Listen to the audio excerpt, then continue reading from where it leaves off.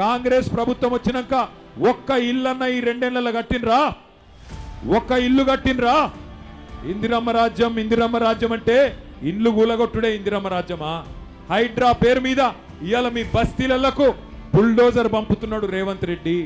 ఇందిరమ్మ రాజ్యం అంటాడు, మరి గరీబోళ్ళ ఇండ్ల మీదికి ఇవాళ బుల్డోజర్ పంపుతడమే ఇందిరమ్మ రాజ్యమా? ఆలోచన చేయండి. కేసీఆర్ 1,00,000 డబుల్ బెడ్రూమ్ ఇల్లు కడితే రేవంత్ రెడ్డి గారు 2 సంవత్సరాలలో కొన్ని వేల పేదల ఇండ్లు నీలమట్టం చేసిండు. వాళ్ళ అంబాసిడర్ కారును టైర్లు పంచర్లు చేసి టైర్లు ఊడబీకి ఇంజన్ తుక్కు సామాన్ కమ్ముతే ఈ రోజు షెడ్డులోకి పోయిన అంబాసిడర్ లేక ఇవాళ ఆటోలలో తిరుగుతున్నారు బిల్లా రంగలు.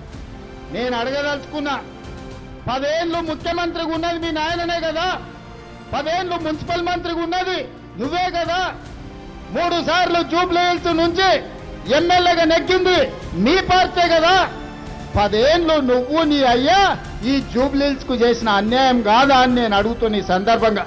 ఈ సమస్యలకు, ఈ దరిద్రానికి, ఈ పేదోళ్ళ కష్టాలకు తండ్రి కొడుకులు మీరే, మీ ఇద్దరిని కోదండమేసి కొట్టినా కూడా తప్పు లేదని చెప్పి మా యువ మిత్రులు, మా యువకులు అంటున్నారు.